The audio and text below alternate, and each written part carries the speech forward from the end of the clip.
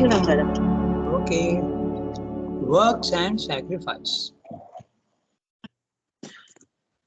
The yoga of the intelligent will and its culmination in the Brahmic status, which occupies all the close of the second chapter, contains the seed of much of the teaching of the Gita.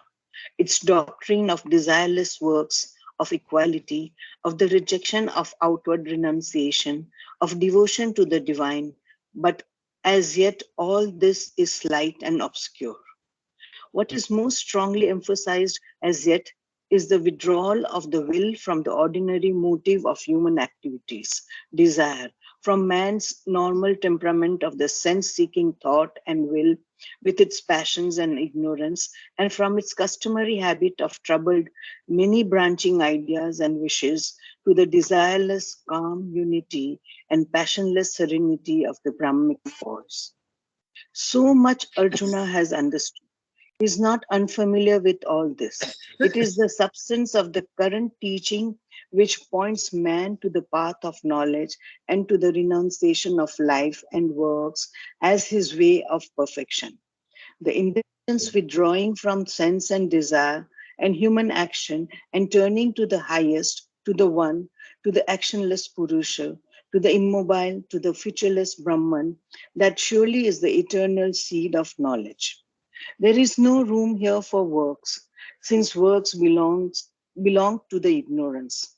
Action is the very opposite of knowledge. Its seed is desire and its fruit its bondage. That is the orthodox philosophical doctrine, and Krishna seems quite to admit it when he says that works are far inferior to the yoga of the intelligence. And yet works are insisted upon as part of the yoga, so that there seems to be in this teaching a radical inconsistency. Not only so, for some kind of work no doubt may persist for a while, the minimum, the most inoffensive, but here is a work wholly inconsistent with knowledge, with its serenity, and with the motionless peace of the self-delighted soul. A work terrible, even monstrous, a bloody strife, a ruthless battle, a giant massacre. Yet it is this that is enjoined, this that is sought to justify by the teaching of inner peace and desireless equality and status in the Brahman. Here then is an unreconciled contradiction. Arjuna complains that he has been given a contradictory and confusing doctrine, not the clear, strenuously single road by which the human intelligence can move straight and trenchantly to the supreme good. It is in answer to this objection that the Gita begins at once to develop more clearly its positive and imperative doctrine of works. Okay. So much of what he said in the middle of the para is not his idea at all. It's very clear. He finishes that with this. He says that is the orthodox philosophical doctrine. It is not my doctrine, nor is it the Gita's doctrine. Now, Gita and Sri both want you to act in the physical world. But the orthodox doctrine says if you start doing works in the physical world, it will give you desire and attachment. You will see, you will be in the world, and there are so many attractive things in the world that there will be born in you desire and attachment. So don't do any works, run away from the world. That is not anymore. In modern India, it's not like that. Things are changing very fast. But this is the orthodox traditional knowledge. Okay. So there seems to be a contradiction in this thing. And what that contradiction also is, we will have a look. Good morning, Tarika. Morning, Rangadhar. Sorry, I'm late. No problem. We are going to just start we are in the chapter 11, works and sacrifice. Yeah, okay? Today is first, no, so I thought no class. I just forgot. I just have. Okay, sorry. Yasmin, good morning. I was wondering whether you had surgery. You also joined late a little bit. Bonjour. I'm sorry I'm a little late. No problem, because we are just starting the discussion of the para. Pallavi has just read the whole paragraph. It's about a page. So we'll start. I was there sort of last 3/4 of the para. Okay, right. But now we'll start from the beginning. The yoga of the intelligent will and its culmination in the Brahmic status. So, what is the yoga of the intelligent will?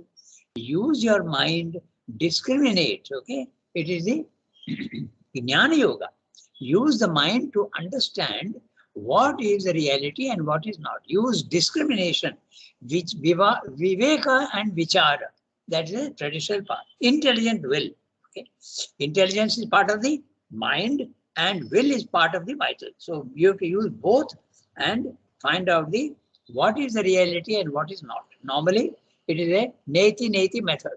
You say, I am not the body, I am not the vital, I am not the mind, nor am I the senses, etc., etc. That wonderful poem of Shankaracharya, Nirvana Ashtakam. Okay. Mano Buddhi Ahankara Chittani Naham. If you have the interest, you can see that. Very simple Sanskrit, but very beautiful. So, this is the yoga of the intelligent will. And what does it culminate in? It culminates in the Brahmic status. So, I keep repeating so that this thing becomes very, very clear in the mind. What is the Brahmic status? Your consciousness rises out of the prison house of body, mind, life and enters into a consciousness which is static, infinite, eternal, featureless. It is a consciousness which cannot be described because there are no features. There is no adjective which you can apply to it. It is completely, it is absolute. That's a Brahmic status. Okay, Brahmi sthiti. Okay, that's it. So you can call it Nirvana, you can call it Atman, you can call it the witness self, Sakshi. That's what you are. Your consciousness rises and becomes infinite and eternal, and you realize that you are immortal. Your consciousness has always been there and it will always remain. It's a part of the divine. Amsha Sanatana. Okay. So this is what he's saying. So if you use the intelligent will, then you end up with the Brahmi Sthiti. But the problem with the Brahmi Sthiti is normally there is a dislocation. There is a seeing of the physical world as unreal. You see them only as shadow forms, or sometimes you see them even as absolutely non-existing forms, only silhouettes. So I use the word silhouette, like in one of his poems. The world becomes like only silhouette forms. A silhouette is not a shadow. It's only the outer line. There's no significance at all. But even from a silhouette, you can make out whose silhouette it is. Na? So there is some sort of semi-reality, if you want, to the physical world. But you see only the outer forms. They don't have any essential reality. That's a problem. Whereas the Gita doesn't want that. The Gita and Srimdo both want you to see the physical world as reality in time and space, not reality in eternity, but in time and space they are real. They are transient, no doubt, but they are real so far as they last. But they disappear. And the traditional knowledge is saying, why do you want something transient? Go to something which is eternally true. So go to the Brahmic consciousness. So that's it. So, and this, what is its characteristic? So simply saying, it terminates, it culminates in the Brahmi Sthiti, which occupies all the close of the second chapter. The second chapter, a lot of discussion of the Brahmi Sthiti, contains the seed of much of the teaching of the Gita. And what are they? Doctrine of desireless works, nishkama karma. When you do a work, don't expect a result. Normally, if you are doing yoga, by the way, if you are not doing yoga, by all means, certainly you have to do works in such a way that you want a success. He is talking about a condition where you are doing yoga. So you have to do works without the expectation of result. Nishkama karma. So that is the desireless works.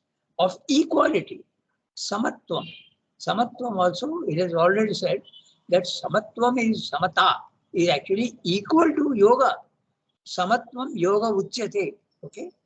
If you have samatvam, your consciousness is at a very high level because you are not affected by the reactions in the body, the mind, and the life when something happens to you. The world is constantly entering into you, into your body, into your vital and your mind. Thoughts are entering your mind.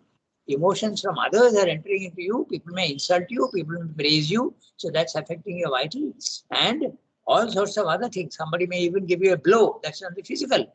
So physical, vital, mental, there's constant interchange with the physical world and you are affected normally.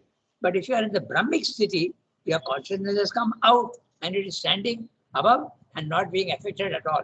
Mind you, the body mind life will feel the pain and the insult and all. The old habit, okay, it's a machine.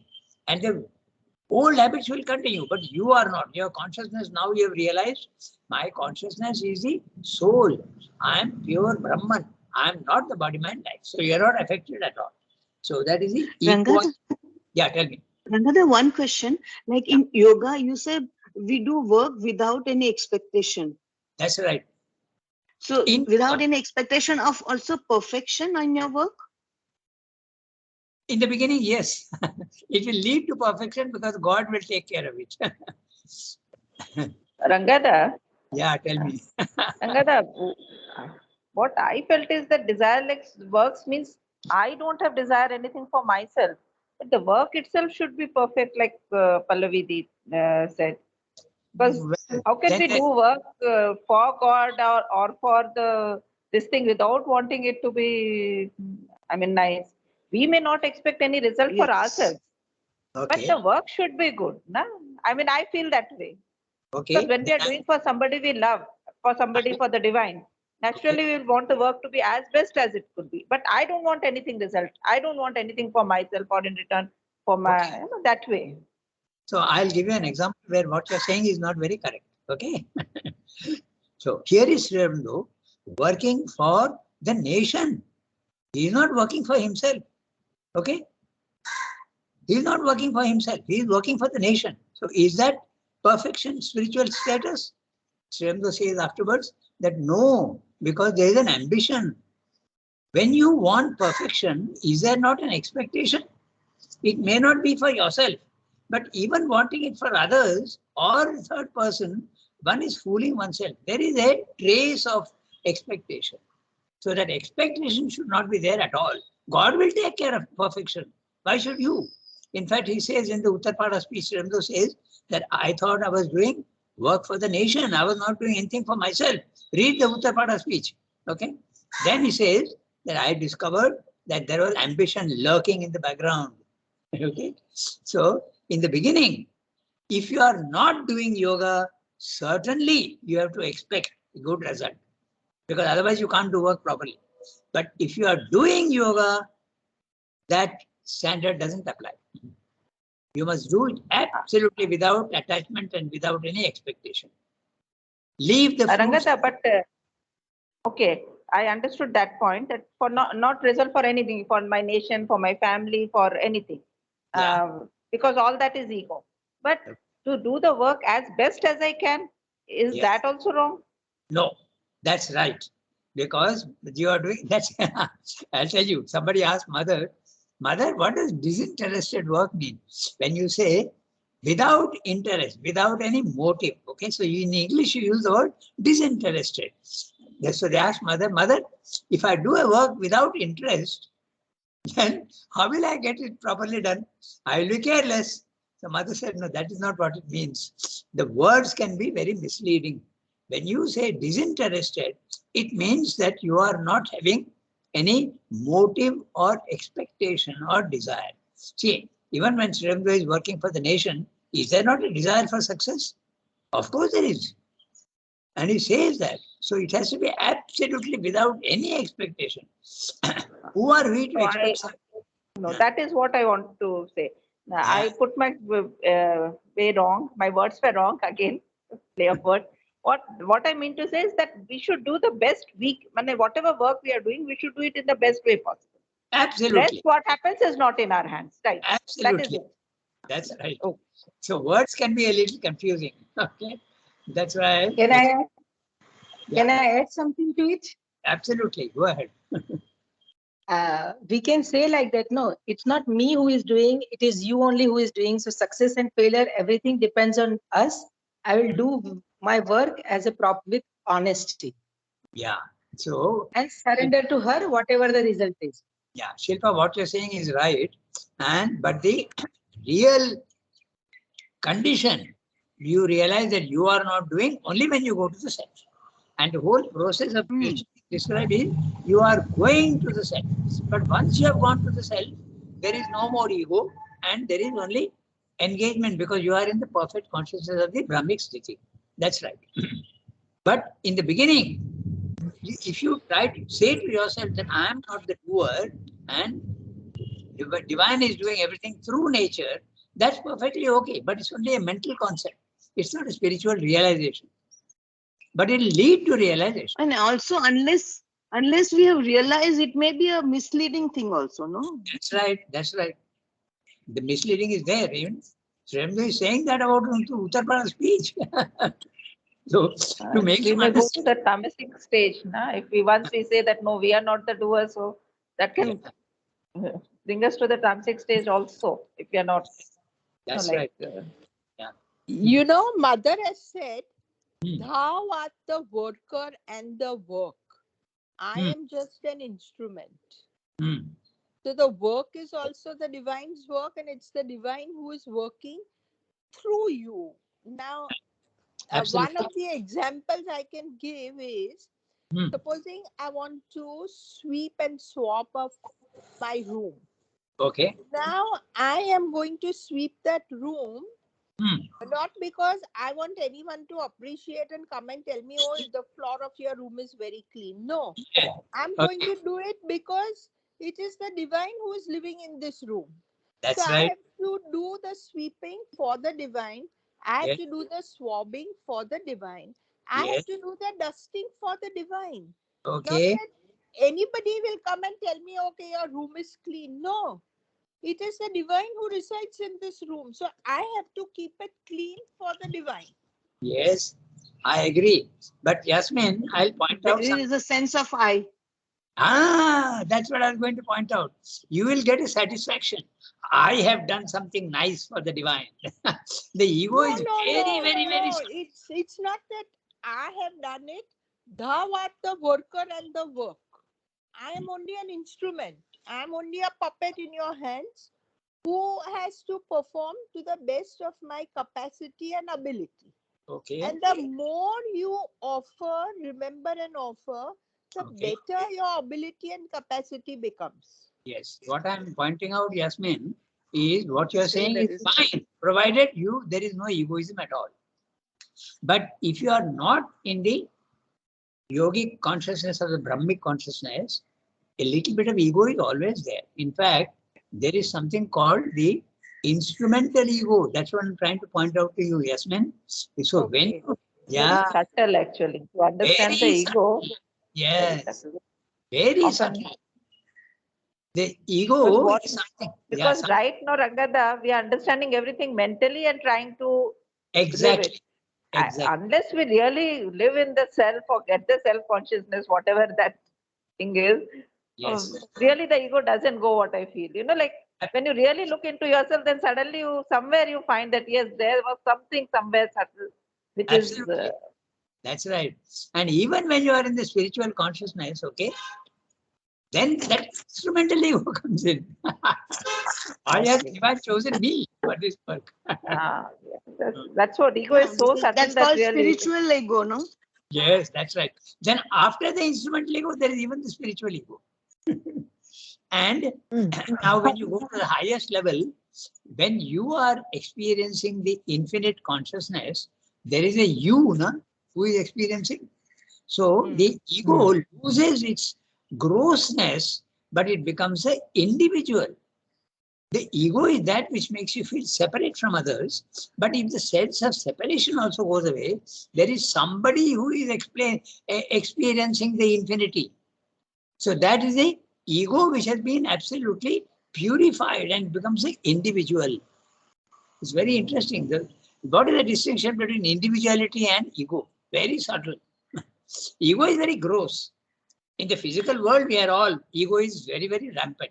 But even when you lose your gross ego and go to the Brahmic sthiti, instrumental ego can take over. And even when you go into the higher level of consciousness, some trace of ego can still be there. Okay, spiritual ego. You could call that the true individual. It's a very, very beautiful state, but still there is a individuality. That's why the Buddhists want absolutely even that individuality to disappear. Become the infinite. Don't be the individual who is experiencing the infinite. Dissolve even that you are experiencing the infinite. Become the infinite. That's what they want. Absolute disappearance of individuality. But Sri Aurobindo is not in favor of that. He says you can retain the individuality, and because if you don't have the individuality, how will you work in the physical world? So some sort of individuality has to be kept. Okay. And this is interesting. I'll just give you 2 examples, then you'll understand. Okay. If you have to work in the physical world, that individuality and a very mild trait of desire should be there. Otherwise, you can't come down. So I give you the example of Ramakrishna. Okay. He was told when he had the experience of the Brahmic consciousness, the Nirguna Brahman, he was constantly in trance. He used to even stand up and dance, but his consciousness is up there, not in the physical world. So he was always talking to his mother, the divine mother. So the mother tells him that you can't remain all the time there. You have to come down into your body because you have to work. You have got work to do. People will be coming to you and you have to interact with them, teach them. So what he used to do, to pull his consciousness down and anchor it in the body so that he can talk with others, he used to leave a small desire, a harmless desire. Now you can see the subtlety. Okay? He used to say, Ami jal khabo. Means I want a glass of water. It's a desire, but it is a very, very, very, very mild desire. It will not really attach you down, but still it is enough to pull you down into the body. So that's what he used to do. Okay. So this is how. Rangada, Yeah, tell me. what is the difference between instrumental ego and spiritual ego? The instrumental ego is much subtler than the gross ego, and yet there is a sense of individuality. You feel that God is using you as an instrument. Okay, it's not gross, but it is subtle. But the spiritual ego, you can say in a certain sense, it becomes the individuality. Someone is experiencing the infinity and the cosmicity. No? You are conscious of yourself experiencing the cosmos. So there is that also. So after all, ego, if you define as a limitation, then if you are experiencing the cosmos, then there is a difference between the cosmos and you. So you can say that it's an ego, very, very subtilized ego. You could call that a spiritual ego. Yeah. Okay, thank you. It's very, very subtle, very subtle. In fact, Sri Aurobindo says, yeah, tell me. Rangada, to continue doing works, Yeah. this sense of individuality is necessary. Yes, absolutely. Should have pointed out.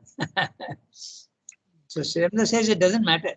If you continue to do that, and when you reach the absolute spiritual consciousness, then that individuality, it becomes a jivatman, becomes a part of the supreme. And you can't be absolutely impartial and still act in the world. It's not possible. So either you disappear into the infinite, but Sri Aurobindo and the Gita don't want you to disappear into the infinite. They want you to be in the physical world. But the gross ego has gone, the instrumental ego has gone, and you are an individual, but a true individual. Doesn't matter if there's a little bit of sense of separation. Individuality. Yeah, individuality is there, because if it is not there, how will I speak to Impersonal several cannot people? work. Yeah, how will I? I will mix up. All of them will be same to me.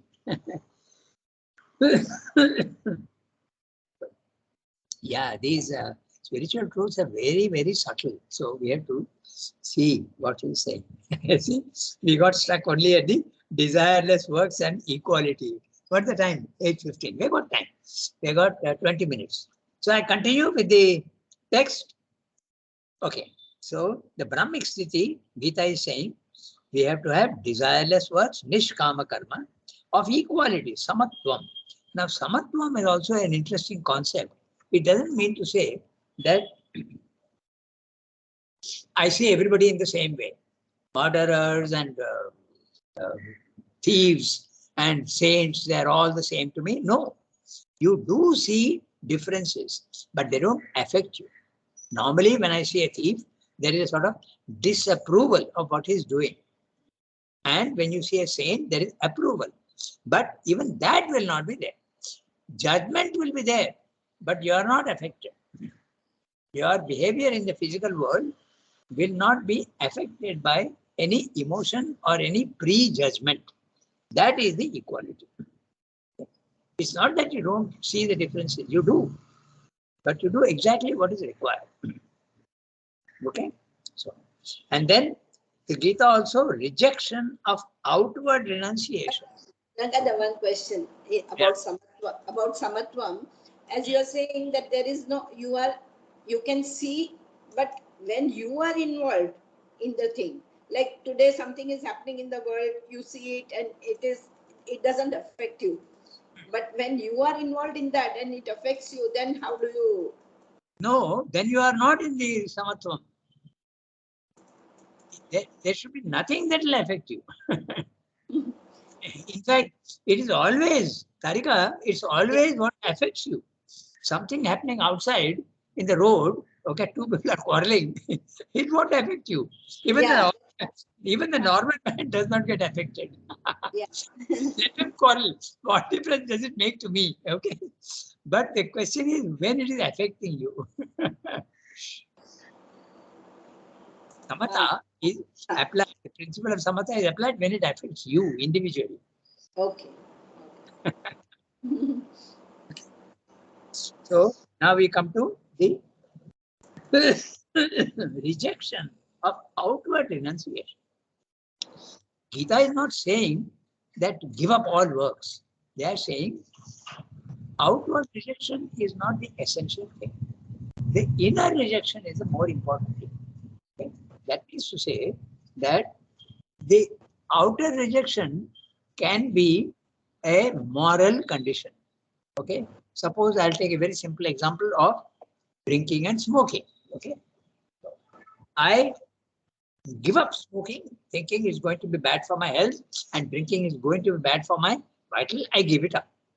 But the desire is still lurking in your mind. So spiritually, you have not gained anything at all. But if you cut the link in your mind, okay, it makes no difference to me if one day the cigarettes are not there. I am not affected at all. Okay? So the inner renunciation is the important one, not the outer renunciation. But that doesn't mean to say that the Gita is saying don't renounce the outer. They're not saying that. But they are saying it has got a secondary importance. In fact, Sri Aurobindo says in one place very clearly that even the outer renunciation is a discipline that every soul has to go through. Otherwise, how will you test yourself? How will you know that you are really in a samatvam condition? How will you know? You have to test yourself. You withhold. Suppose you are very fond of sweets, okay? One day, don't take it and see what happens to you. Is there a reaction? Is there a longing? If there is absolutely no longing at all, then you are free. But if there is a very mild longing even, then you are not free. So you have to test yourself. In fact, I'll tell you, when Sri Aurobindo came here to Pondicherry, okay, in when was that? 1910. He came in 1910. Yes. He came here without money, without even clothes. He just obeyed the command, Sri Krishna's command. Go to Pondicherry. Immediately they made the arrangements from Chandranagar and came to Pondicherry. It was his cousin. It was a cousin who arranged for the ticket and all that. They took a false name and then they booked on a French ship. Okay. And then they because you can't, if you take Sri Aurobindo's name itself, then the police will immediately stop him from going out. So they had to do all that, they had to do, and his cousin did all that work. And he sat and came here to Pondicherry, no money, No clothes even, maybe one change. But after some time, even that disappeared. Even his shoes were stolen by Subramanya Bharati. Okay. So he is writing to Motilal Roy, he was living with Motilal Roy in Chandanagar. Okay. And I request you, if you ever go to Calcutta, okay, go to Chandanagar. It's about 45 minutes by train, and see that room where Srimdo was there for 1 month. Okay. Nobody knew. Even Motilal Roy's wife also did not know. One day by mistake, she went into that room and saw him. And Motilal Roy told him, absolutely keep it secret. Nobody is to know. Okay. So now they have made that room very nice. They have carpeted, they have put flowers, they do puja, there is a picture of Srimdo. But he was there for 1 month. And then when he came to Pondicherry also, his name was because the Alipur bomb case trial had happened, and all the newspapers were full of that news. So everybody knew about Srirando. And when they came, there were several people who came forward to give him money. Okay. And one of them, you have visited that house, na? Chettiar house. Chettiar house. Yeah. And then on special occasion, they let you go and see that room. Okay. Jugalda used to live in that room for a long time, and I used to go at night and have a lot of discussions with him in that room itself. That's when he was there. Then afterwards, the ashram gave it up, and then he changed also something. But that room is still there. Anyway, so he had to, one day, there was no vegetables and no nothing. So the people who were there with him, Avinash, I think his name was Avinash, he came and said that, sir, there is no vegetable, nothing, and there's no money also. So Srirendra told him, what is there? Something must be there. He said, yes, a little bit of rice is there. So he said, okay, cook that rice and put salt into it. That's all. We'll manage with that today. So this was the outer renunciation that they had to face. Okay. But it doesn't affect him at all. Even when mother came, you see his dress. Okay. Fantastic. Okay. I'll show you the picture. Okay. You can see the picture in my, but I'll show you the picture what he looked like in those days. Okay. Just one dhoti.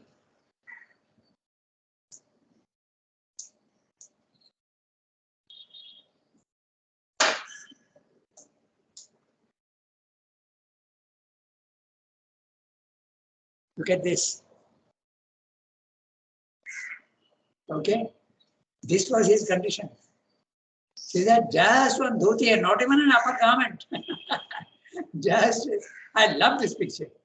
Look at that. Okay. Total renunciation and no, this is what mother saw him. So, renunciation outwardly.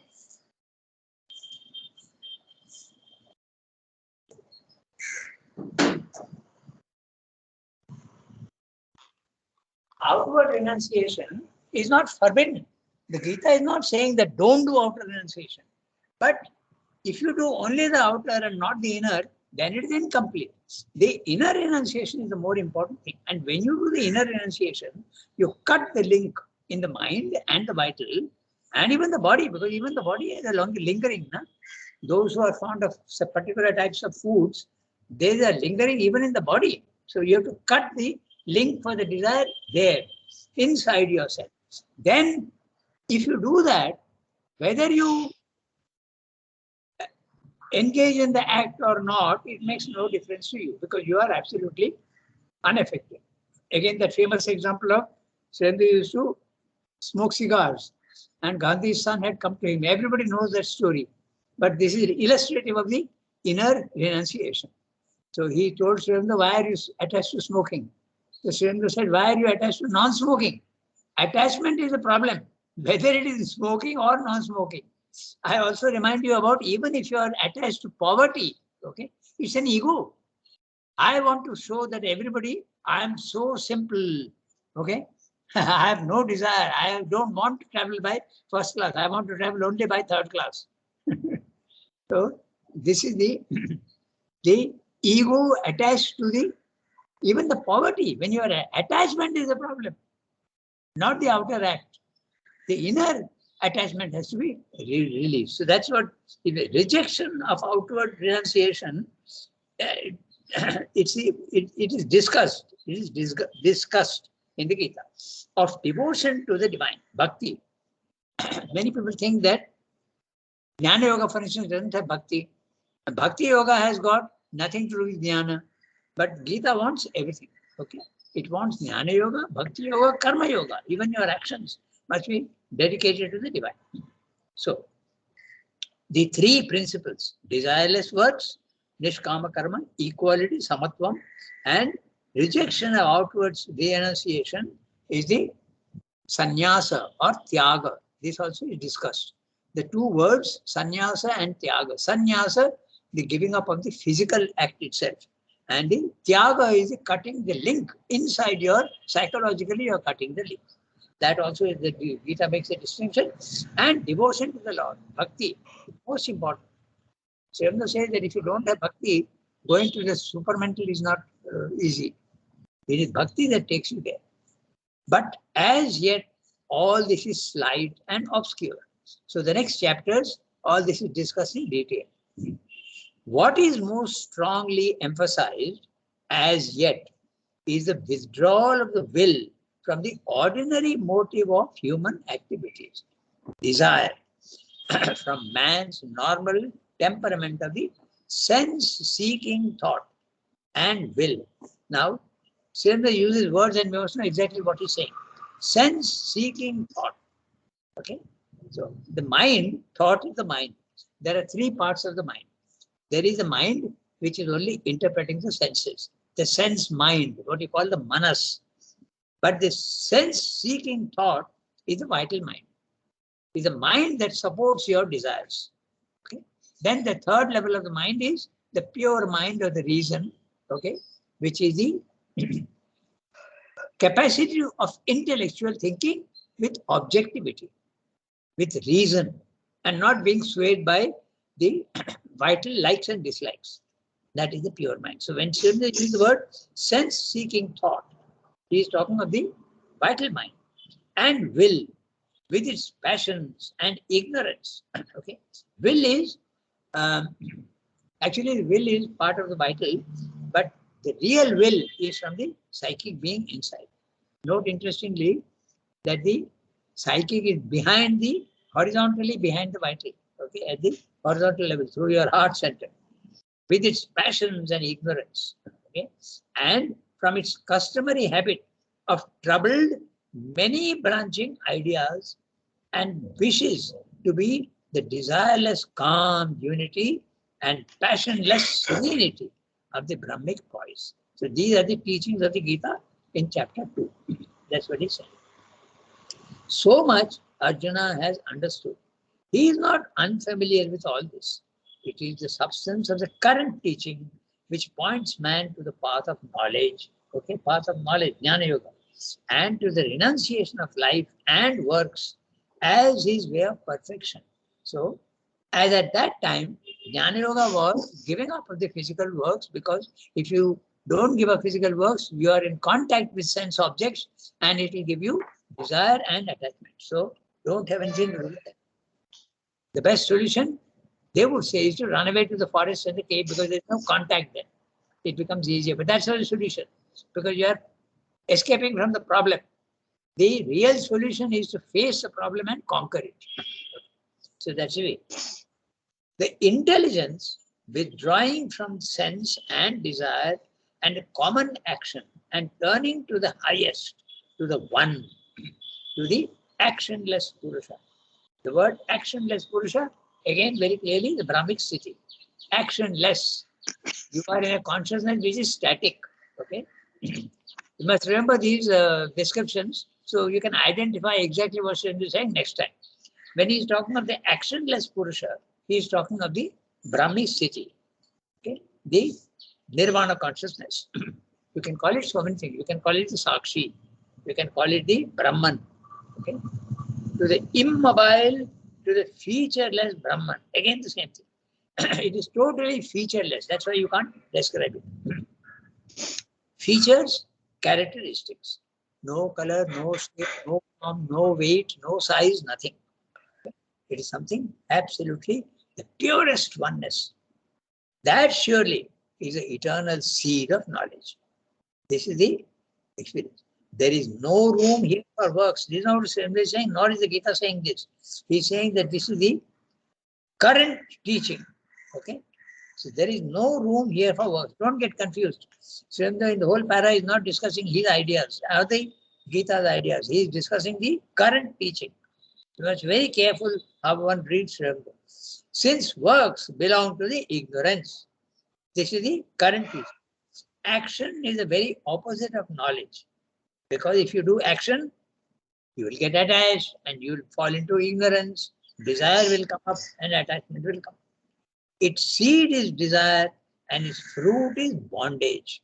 So if you have desire and ego, you will be bound to your desires. So there will be no freedom at all. When you go to the self, there is total freedom.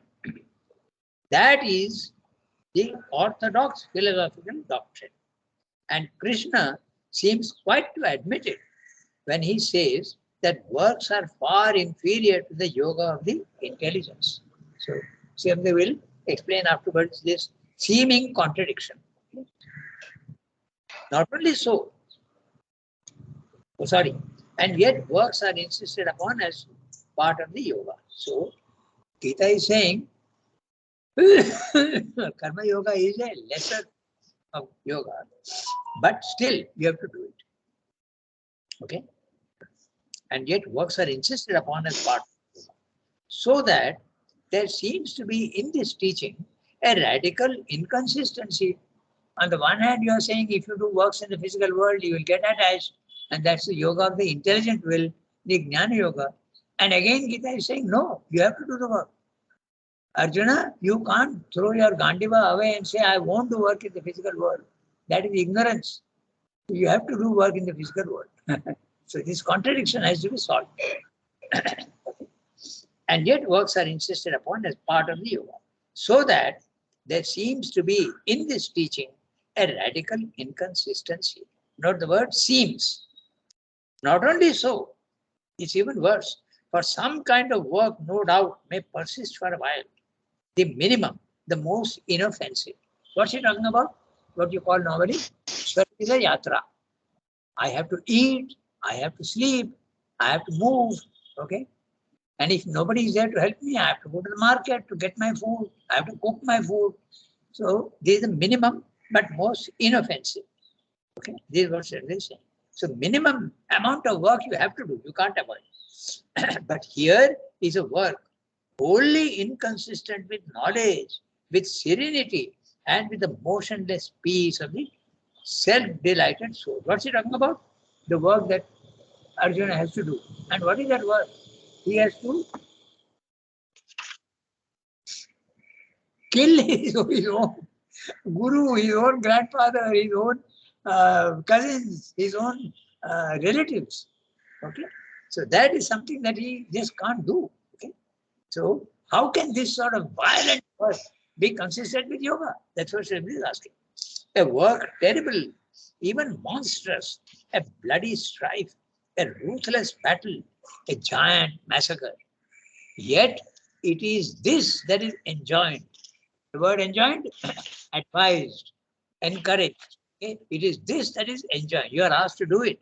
This is a command.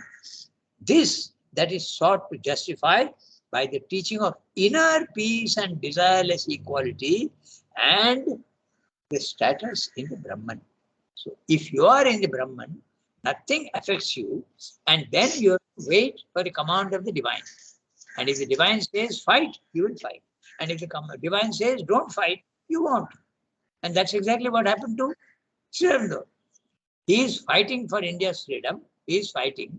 And he is told by Sri Krishna, stop this fight for India's freedom, others will take care of it, don't worry. You go to Pondicherry and do some other work, a much more important work. So he has to give up the work. So he obeys the divine. Okay? But Arjuna is told, no, you continue the same work. That's your destiny. Okay? You have to do that. So it depends on what the divine tells you to do. Yet it is this that is enjoined. This that is sought to justify by the teaching of inner peace and desireless equality and status in the Brahman. Here then is an unreconciled contradiction. Arjuna complains that he has been given a contradictory and confusing doctrine, not the clear, strenuously simple way to